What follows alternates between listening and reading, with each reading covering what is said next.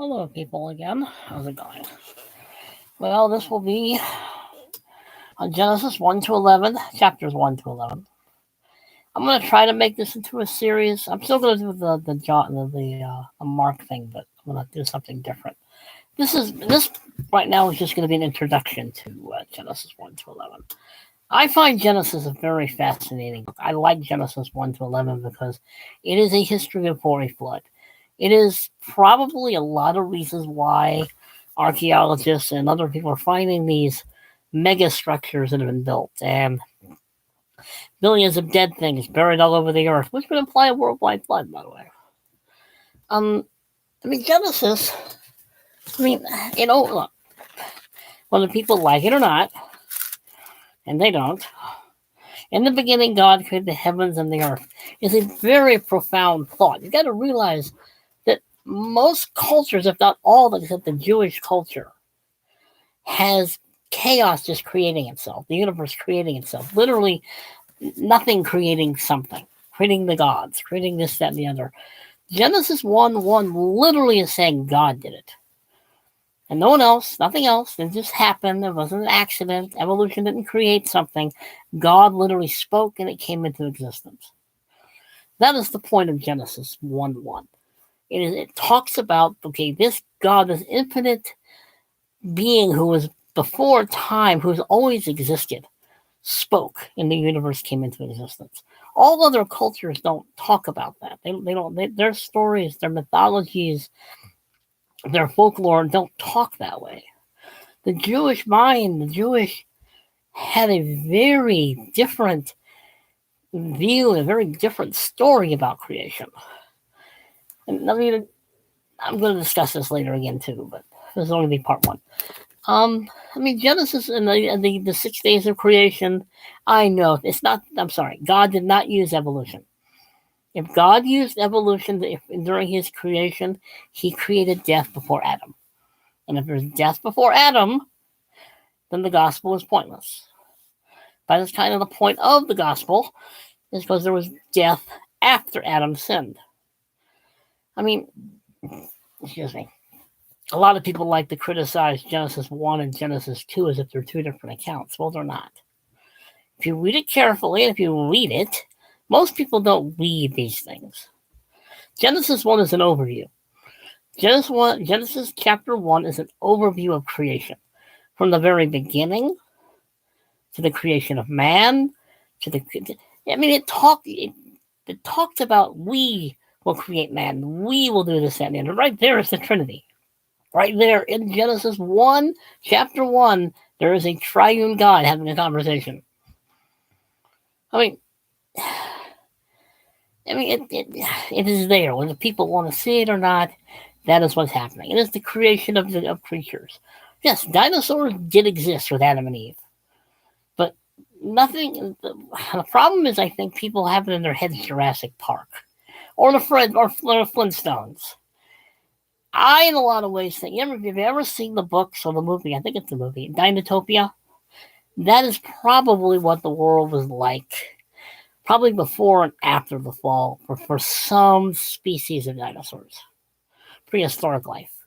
Dinosaur actually isn't even the correct word to use. It would be better to use this pre-flood world. The pre-flood world was fascinating. Who knows what the technology was? Think about all the megastructures that are being found in hidden places, let alone underwater. They find cities that have been buried in water. There's a reason. I think a lot of people, mostly Christians, unfortunately, are terrified of Genesis 1 to 11. They can't explain it. Well, sure you can.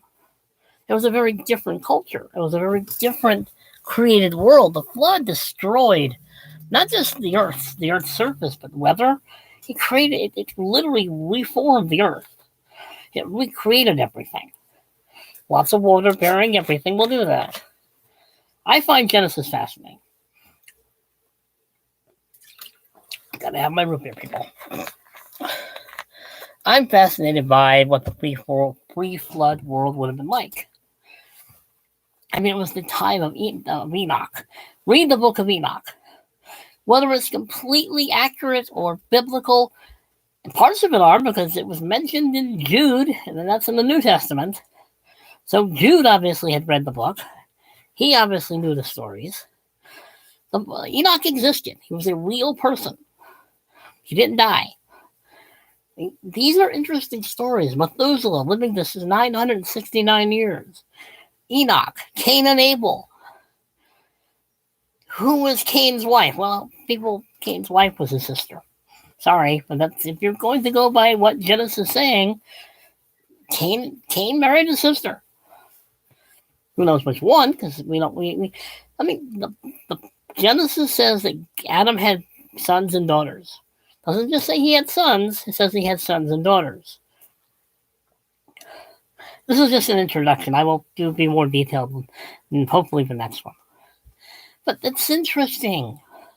I'm not sure what people are so afraid of viewing the pre-flood world as being this very highly developed civilization. When God created Adam and Eve, he made them perfect.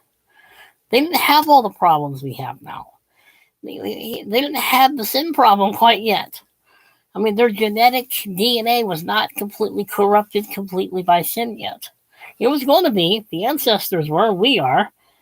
And by the way, Adam and Eve were not white. And Adam and Eve were not black. Adam and Eve were probably middle brown. They were probably somewhere in the middle of that spectrum. They were not white. I know that all the paintings in Europe are painted white because a European painted it. I never understood why this gets people all bent out of shape. When they look at these paintings and they get all upset. Well, see, Adam and Eve wasn't this standard. Why is he painted white? Because it was painted by a European.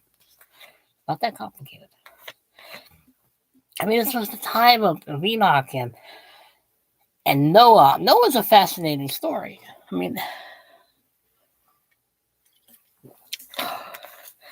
see, I like the pre-flood world because I like to study ancient cultures and the possibility that a lot of, as I keep saying, the mega structures they keep finding, the technologies they keep finding, who knows what that technology was? These were not stupid people. I know they call them ancient man or prehistoric man or Stone Age people. No, they were probably Stone Age people briefly after the flood. But if you read the scriptures closely, they went out and built cities. They went out and did this, that, and the other. I mean, it is a fascinating idea that, but I mean, Book of Enoch is fascinating. I really should just do a study on just that, but I'll come back to that. I mean, it is fascinating, the cultural. I mean, I'm trying to get this out because I know that a lot of people really don't care about this subject and really don't want to deal with a pre-flood world because most of them don't believe in a pre-flood world anyway, and most of them don't believe that Noah and the flood were real, and most of those people go to church, which is sad because Jonah, wrong guy. Noah was a real person. Even Jesus said that he was a real person. I mean, the book of Genesis is about the beginning of things, of family, of sin, of redemption, of the languages, eventually. I mean, after the flood they are, because that's Tower of Babel is after the flood. But it's still about where the different languages came from, where the different cultures came from. Gotta remember, before the flood, there was only one giant landmass. Even evolutionary scientists admit that there was one giant landmass before all the continents broke up, and they didn't break up, they were destroyed by the flood. I mean, I find it fascinating. I know very few people do. I think Genesis scares people. I think most people who go to church who read Genesis, they'll talk about Abraham, they'll talk a little bit Isaac and Jacob. They might talk about Joseph, but they won't talk about Noah very much. And they won't talk about Adam and Eve very much. And they won't talk about the serpent in the garden very much because they don't believe it. The sad reality, if you don't read Genesis 1 to 11 and understand that it is actual human history, you're not going to be able to explain to people who don't understand why do we need Jesus in the first place? Where did sin come from? Where did redemption begin? where did humans come from? So this idea that somehow philosophy is always asking, why are we here?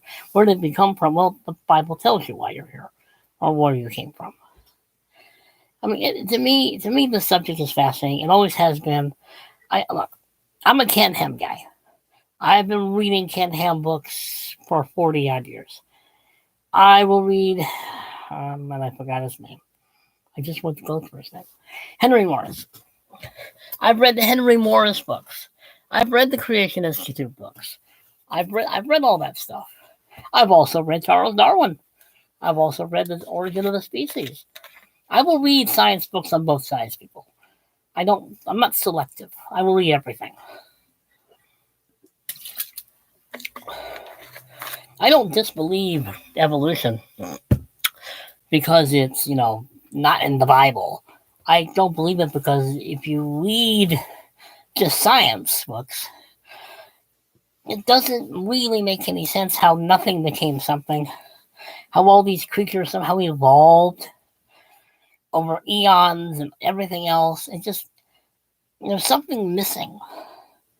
You got to understand, though, natural selection is not evolution. Natural selection is why we have different types of dogs, different types of cats, different kinds of animals that are pretty much the same kind of animal. I don't know if I'm off subject, but I find Genesis fascinating. I've always found the creation evolution debate fascinating. Maybe that's why I'm doing this Genesis thing, because I want to get to that eventually. But I think Genesis is very important because it does talk about where we came from. It does talk about why we're here. It does explain a lot of things. It really does. I do fidget a lot, I know. I'm thirsty today. I'm not sure why I'm so thirsty today. I was thirsty yesterday, too. Anyway. I mean, I think that it's fascinating what the pre-flood world must have been like.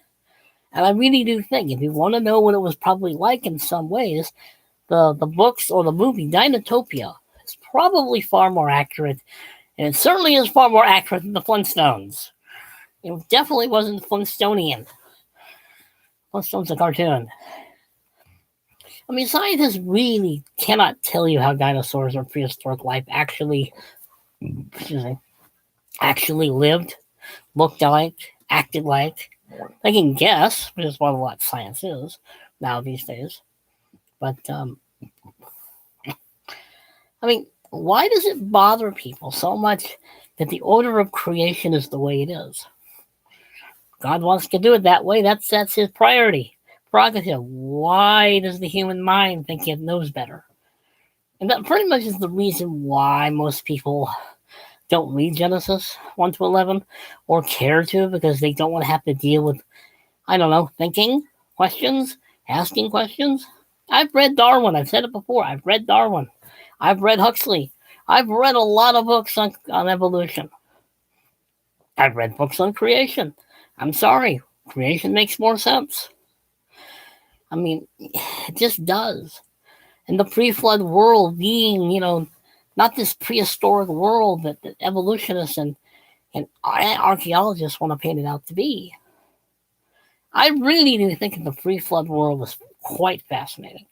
I mean, you had giants roaming the earth. You had demons basically having sex with human women, creating giants, the Nephilim.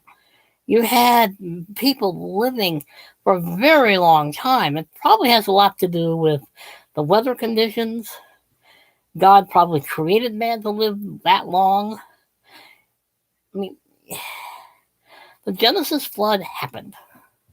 You have billions of dead things buried all over the earth. And pretty much most of them seem to have drowned. So that should tell you something. But I think most of the problem is that most people who read Genesis don't read it as it's written, don't read it as history, and don't really care. Which I think is sad, because that leaves out a lot of the rich history, the possibilities of what it must have been like. What was it like in the pre-flood world? What was it like to live in that world before the flood. It's been destroyed. By the way, the Tigris and the Euphrates that we have now is not the same Tigris and Euphrates in Genesis. That's the second one. That's not even the original one. Sorry, but it's not. The original one is long gone and probably destroyed, probably somewhere in the Pacific Ocean. But anyway, I am going to come back to this one. I am going to do some other stuff in Genesis 1 to 11. I just want to make this into an introduction because I might be able to. I don't think I like this. I think I'm finally figuring out how I'm trying to go on this part of my YouTube channel. And I'm about to hit 16 minutes, so I don't want to be too long. But on the other the other YouTube channels I have, I know where I'm going. This is the only one I seem to be having a problem with. I'm trying to figure it out, but be patient.